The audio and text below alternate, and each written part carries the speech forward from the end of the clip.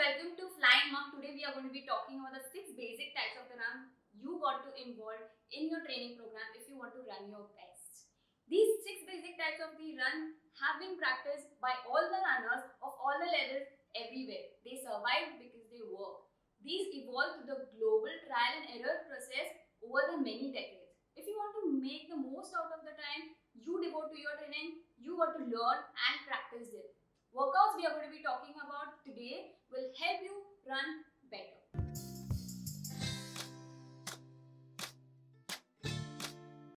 The first run we are going to be talking about is the base run. A base run is a short to the moderate length run undertaken at a runner's natural pace. It is not meant to be challenging. It is meant to improve your endurance, your aerobic capacity and your running economy. Base run will bulk up your weekly training mileage. Now, how will you carry out a base run? A base run is where you maintain a moderate and a steady pace throughout the run. You should be able to have a conversation with the friend throughout the run. Now, when should you include the base run in your training schedule? They should be included in your schedule when you're not doing a hard workout, a long run, on a cross training day or on a recovery day. Now, these runs are a good opportunity on maintaining a good form. Your shoulders are relaxed, back relaxed, neck relaxed, and dry from the core. Now, example of the base run is 6 to 8 kilometers at a natural pace.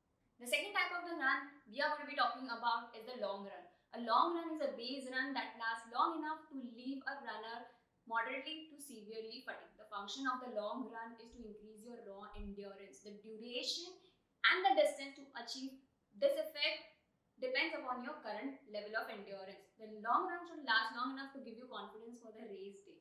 For example, 8 to 10 kilometers at a natural pace and then gradually increase your weekly mileage. The third is the fartlek training. Now, what is the fartlek training? Fartlek training is a Swedish term that means speed play. It is a continuous activity with a randomized short bursts of the high intensity efforts. It is a speed training which involves varying of the paces throughout the run, alternating between the high segments and the slow jog. It helps in improving your endurance and speed. How does fartlek training work? It can be programmed into a number of different ways depending upon the individual training goals. Now, the different combination that can be programmed includes this.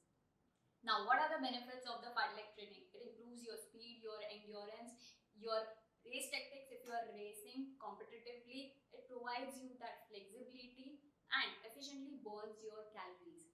The fartlek training is almost about 20 minutes or more in duration with the warm-ups and cool-down and can be done almost anywhere. Now, the time-based examples of the fartlek training are these. The next is the tempo run. A tempo run is a comfortably hard corresponding to about 85 to 90% of your maximum heart rate. A tempo race pace should be the level of effort that you should be able to maintain for about an hour or so in a race. For example, a tempo race workout should be 25 to 30 seconds per kilometer slower than your 5K pace and 15 to 20 seconds per kilometer slower than your 10K race pace.